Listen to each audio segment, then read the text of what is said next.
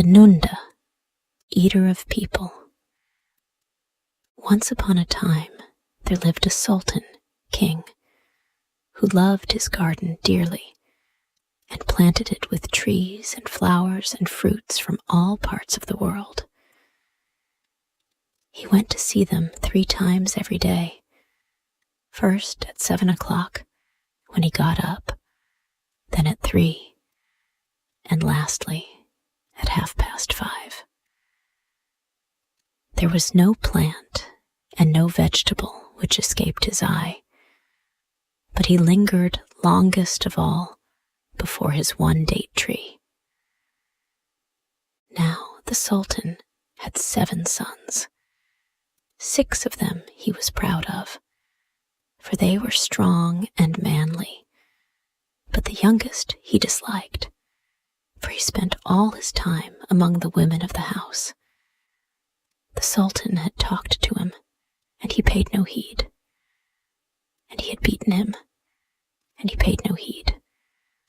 And he had tied him up, and he paid no heed, till at last his father grew tired of trying to make him change his ways, and let him alone. Time passed, and one day the Sultan, to his great joy, saw signs of fruit on his date tree, and he told his vizier, "My date tree is bearing." And he told the officers, "My date tree is bearing." And he told the judges, "My date tree is bearing." And he told all the rich men of the town.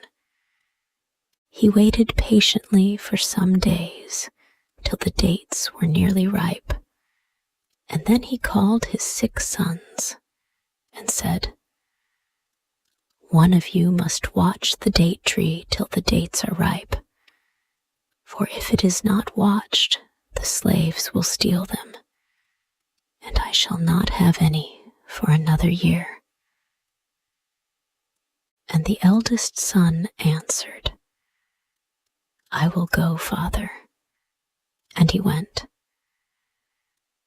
The first thing the youth did was to summon his slaves and bid them beat drums all night under the date tree, for he feared to fall asleep. So the slaves beat the drums, and the young man danced till 4 o'clock. And then it grew so cold he could dance no longer, and one of the slaves said to him, "It is getting light. The tree is safe. Lie down, master, and go to sleep." So he lay down and slept, and his slaves slept likewise. A few minutes went by, and a bird flew down from a neighboring thicket and ate all the dates without leaving a single one. And when the tree was stripped bare, the bird went as it had come. Soon after, one of the slaves woke up and looked for the dates, but there were no dates to see. Then he ran to the young man and shook him, saying,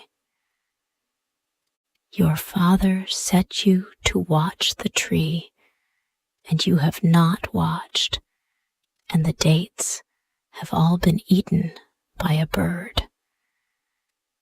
The lad jumped up and ran to the tree to see for himself, but there was not a date anywhere, and he cried aloud, "What am I to say to my father? Shall I tell him that the dates have been stolen, or that a great rain fell and a great storm blew? But he will send me to gather them up and bring them to him, and there are none to bring. Shall I tell him that Bedouins drove me away, and when I returned, there were no dates?" And he will answer, "You had slaves. Did they not fight with the Bedouins? It is the truth that will be best, and that will I tell him." Then he went straight to his father and found him sitting in his veranda with his 5 sons round him. And the lad bowed his head. "Give me the news from the garden," said the Sultan. And the youth answered, "The dates have all been eaten by some bird. There is not one left." The Sultan was silent for a moment. Then he asked, "Where were you when the bird came?" The lad answered, "I watched the date tree till the cocks were crowing and it was getting light. Then I lay down for a little and I slept. When I woke, a slave was standing over me and he said, 'There's not one date left on the tree.' And I went to the date tree and saw it was true. And that is what I have to tell you." And the Sultan replied, "A son like you is only good for eating and sleeping. I have no use for you. Go your way, and when my date tree bears again, I will send another son. Perhaps he will watch better." So he waited many months, till the tree was covered with more dates than any tree had ever borne before. When they were near ripening, he sent one of his sons to the garden, saying, "My son, I am longing to taste those dates. Go and watch over them, for today's sun will bring them to perfection." And the lad answered, "My father, I am going now, and tomorrow, when the sun has passed the hour of 7, bid a slave come and gather the dates." "Good," said the Sultan. The youth went to the tree and lay down and slept. And about midnight he arose to look at the tree, and the dates were all there, beautiful dates, swinging in bunches.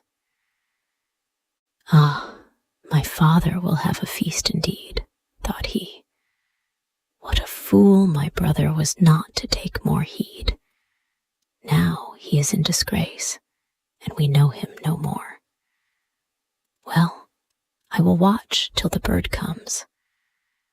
I should like to see what manner of bird it is." And he sat and read till the cocks crew, and it grew light, and the dates were still on the tree. "Oh, my father will have his dates. They are all safe now," he thought to himself. "I will make myself comfortable against this tree." And he leaned against the trunk, and sleep came on him, and the bird flew down and ate all the dates. When the sun rose, the headman came and looked for the dates, and there were no dates. And he woke the young man and said to him, "Look at the tree."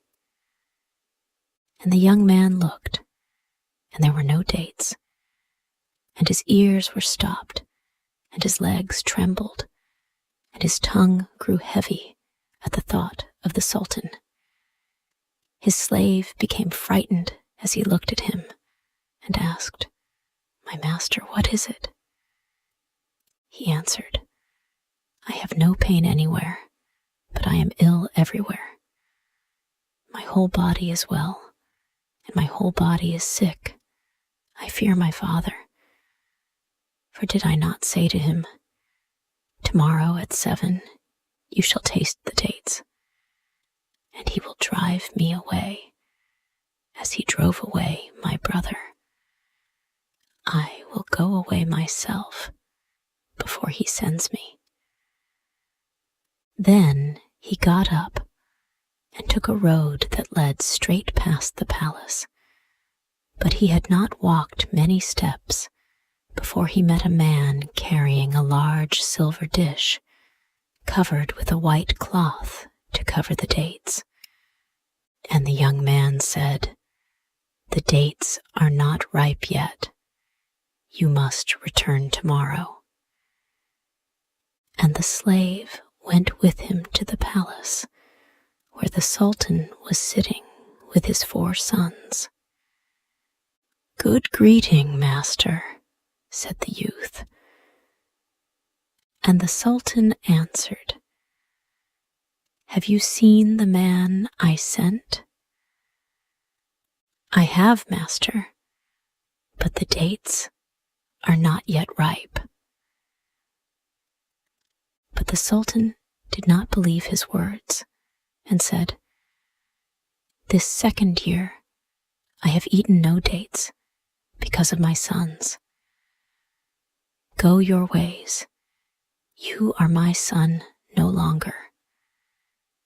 And the sultan looked at the 4 sons that were left him and promised rich gifts to whichever of them would bring him the dates from the tree. But year by year passed, and he never got them. One son tried to keep himself awake with playing cards. Another mounted a horse and rode round and round the tree, while the 2 others, whom their father as a last hope sent together, lit bonfires. But whatever they did, the result was always the same. Towards dawn, they fell asleep, and the bird ate the dates on the tree. The 6th year had come, and the dates on the tree were thicker than ever. And the head man went to the palace and told the sultan what he had seen.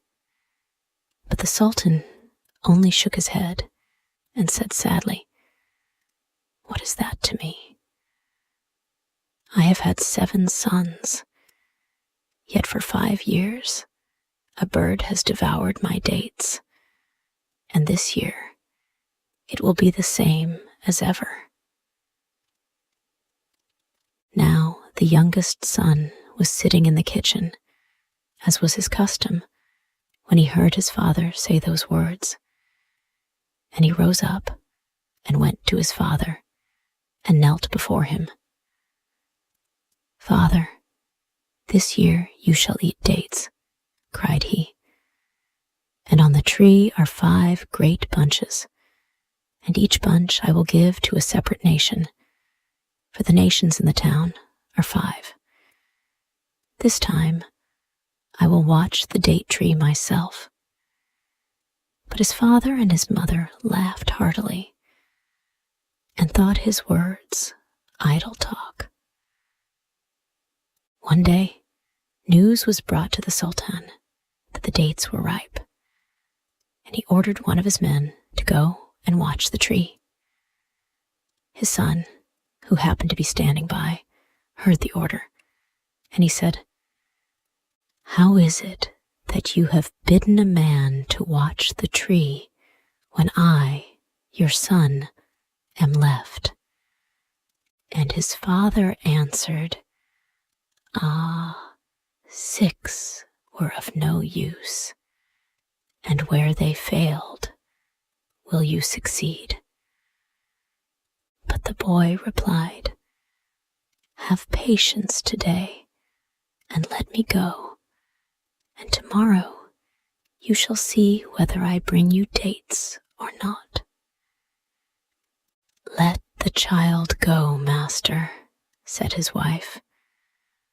"Perhaps we shall eat the dates, or perhaps we shall not, but let him go."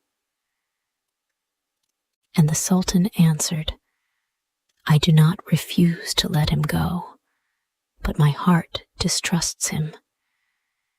His brothers all promised fair, and what did they do? But the boy entreated, saying, "Father, if you and I and mother be alive tomorrow, you shall eat the dates." "Go then," said his father. When the boy reached the garden, he told the slaves to leave him and to return home themselves and sleep. When he was alone, he laid himself down and slept fast till 1 o'clock, when he arose and sat opposite the date tree. Then he took some Indian corn out of one fold of his dress and some sandy grit out of another. And he chewed the corn till he felt he was growing sleepy. And then he put some grit into his mouth, and that kept him awake till the bird came. It looked about at first without seeing him, and whispering to itself, "There is no one here," fluttered lightly onto the tree and stretched out his beak for the dates. Then the boy stole softly up and caught it by the wing. The bird turned and flew quickly away, but the boy never let go, not even when they soared high into the air. "Son of Adam," the bird said, when the tops of the mountains looked small below them, "if you fall, you will be dead long before you reach the ground. So go your way, and let me go mine." But the boy answered, "Wherever you go, I will go with you. You cannot get rid of me." "I did not eat your dates," persisted the bird, "and the day is dawning. Leave me to go my way." But again the boy answered him, "My 6 brothers are hateful to my father, because you came and stole the dates. And today my father shall see you, and my brothers shall see you, and all the people of the town, great and small, shall see you, and my father's heart will rejoice. Well, if you will not leave me, I will throw you off," said the bird. So it flew up higher still, so high that the earth shone like one of the other stars.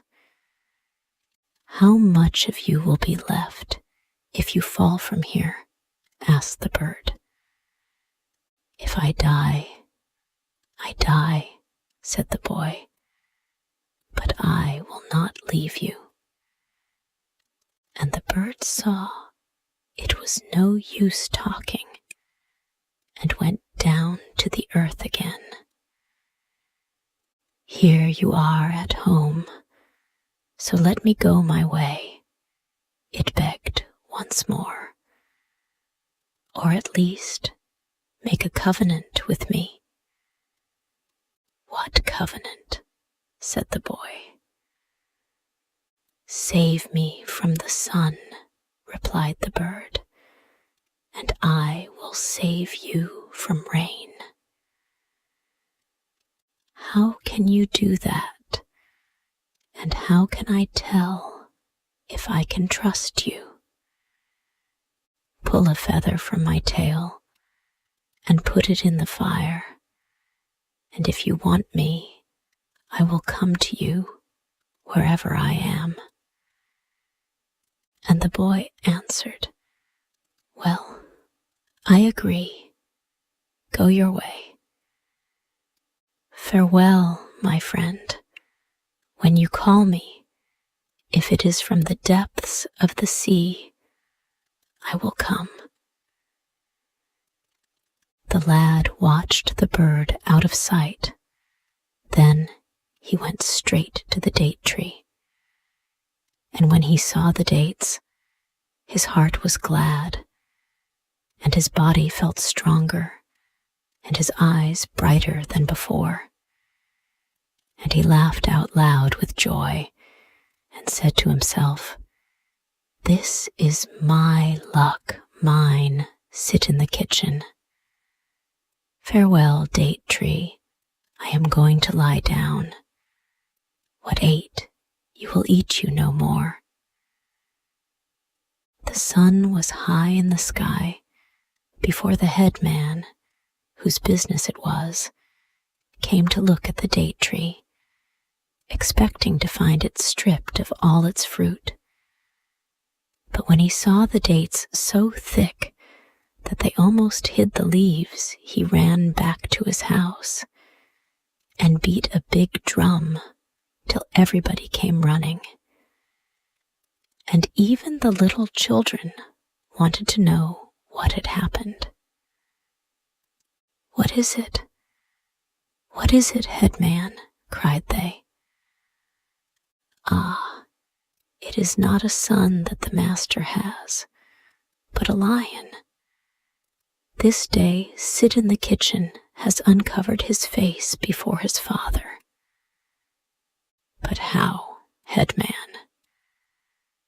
"Today the people may eat the dates." "Is it true, headman?" "Oh yes, it is true, but let him sleep till each man has brought forth a present. He who has fowls, let him take fowls. He who has a goat, let him take a goat. He who has rice, let him take rice." And the people did as he had said. Then they took the drum and went to the tree where the boy lay sleeping.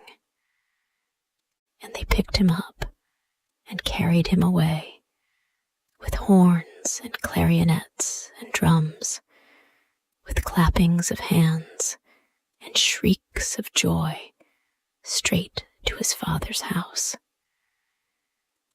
When his father heard the noise and saw the baskets made of green leaves, brimming over with dates, and his son borne high on the necks of slaves, his heart leaped, and he said to himself, "Today at last I shall eat dates." And he called his wife to see what her son had done, and ordered his soldiers to take the boy and bring him to his father. "What news, my son?" said he. "News? I have no news, except that if you will open your mouth, you shall see what dates taste like." And he plucked a date and put it into his father's mouth. "Ah, you are indeed my son," cried the Sultan. "You do not take after those fools, those good-for-nothings. But tell me, what did you do with the bird? For it was you, and you only, who watched for it."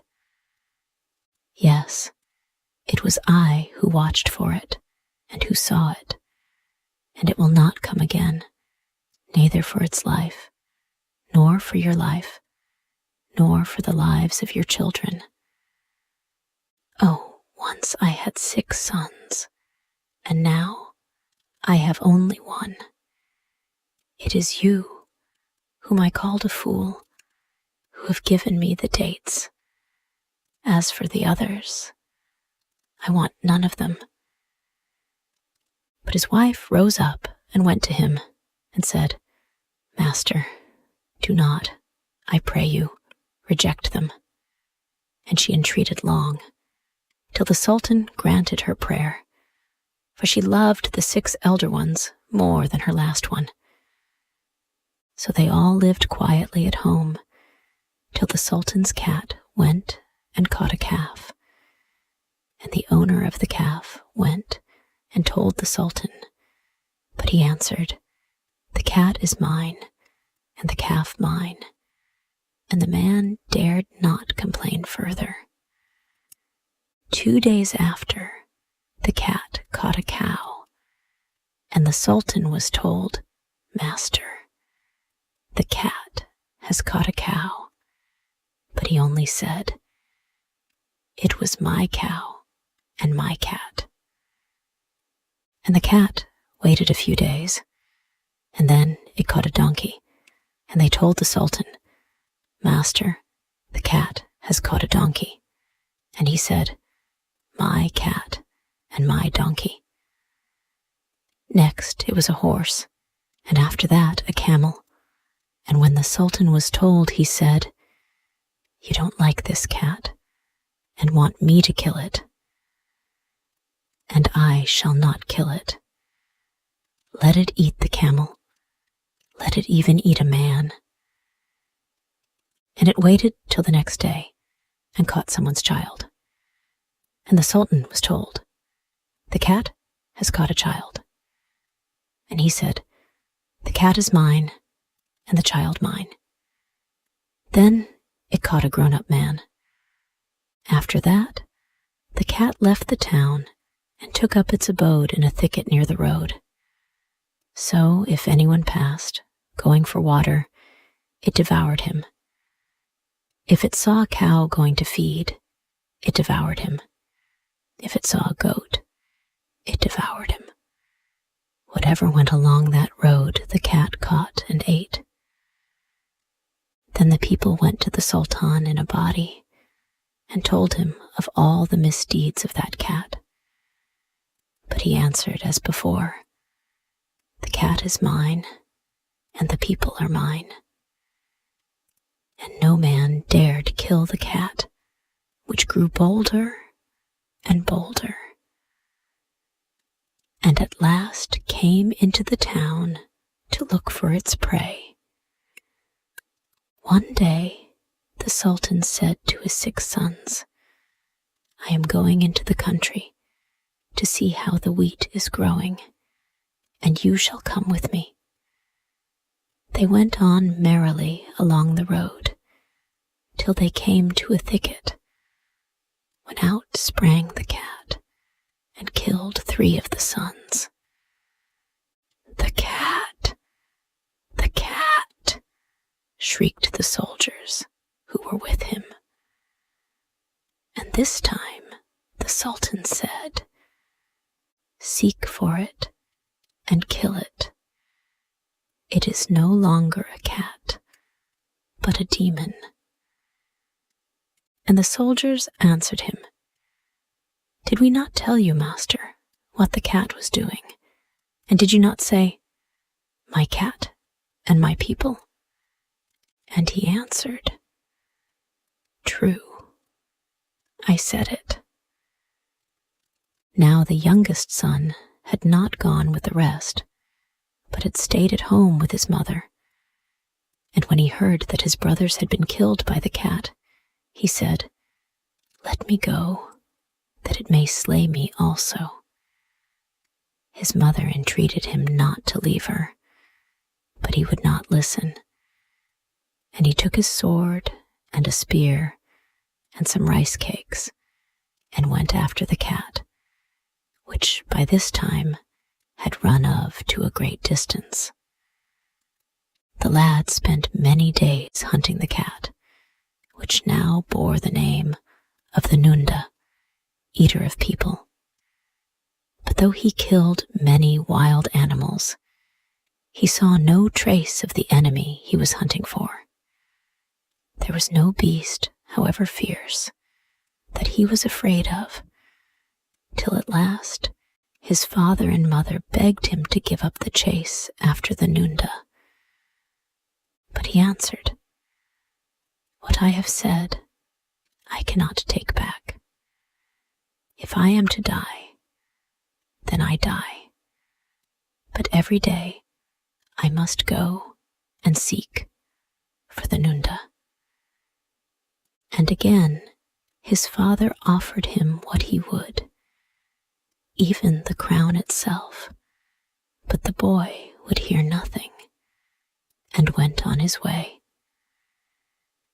Many times his slaves came and told him, "We have seen footprints, and today we shall behold the Nunda." But the footprints never turned out to be those of the Nunda. They wandered far through deserts and through forests, and at length came to the foot of a great hill. And something in the boy's soul whispered that here was the end of all their seeking, and today they would find the Nunda. But before they began to climb the mountain, the boy ordered his slaves to cook some rice, and they rubbed the stick to make a fire. And when the fire was kindled, they cooked the rice and ate it. Then they began their climb. Suddenly, when they had almost reached the top, a slave who was on in front cried, "Master, Master!"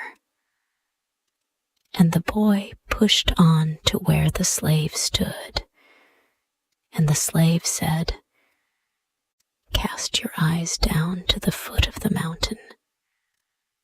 And the boy looked, and his soul told him it was the Nunda. And he crept down with his spear in his hand, and then he stopped and gazed below him. This must be the real Nunda, thought he. My mother told me its ears were small, and this one's are small. She told me it was broad and not long, and this is broad and not long. She told me it had spots like a civet cat, and this has spots like a civet cat. Then he left the Nunda lying asleep at the foot of the mountain and went back to his slaves. "We will feast today," he said. "Make cakes of batter and bring water." And they ate and drank. And when they had finished, he bade them hide the rest of the food in the thicket, that if they slew the Nunda, they might return and eat and sleep before going back to the town. And the slaves did as he bade them. It was now afternoon, and the lad said, "It is time we went after the Nunda." And they went till they reached the bottom and came to a great forest which lay between them and the Nunda. Here the lad stopped and ordered every slave that wore 2 cloths to cast one away and tuck up the other between his legs. "For," said he, "the wood is not a little one. Perhaps we may be caught by the thorns, or perhaps we may have to run before the Nunda, and the cloth might bind our legs and cause us to fall before it." And they answered, "Good master," and did as he bade them. Then they crawled on their hands and knees to where the Nunda lay asleep. Noiselessly, they crept along till they were quite close to it. Then, at a sign from the boy, they threw their spears. The Nunda did not stir. The spears had done their work, but a great fear seized them all, and they ran away and climbed the mountain. The sun was setting when they reached the top, and glad they were to take out the fruit and the cakes and the water which they had hidden away, and sit down and rest themselves. And after they had eaten and were filled, they lay down and slept till morning.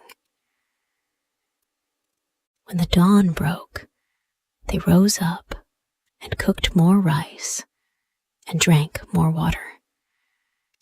After that, they walked all round the back of the mountain to the place where they had left the Nunda, and they saw it stretched out where they had found it, stiff and dead. And they took it up and carried it back to the town, singing as they went, "He has killed the Nunda, the eater of people." And when his father heard the news, and that his son was come, and was bringing the Nunda with him, he felt that the man did not dwell on the earth, whose joy was greater than his.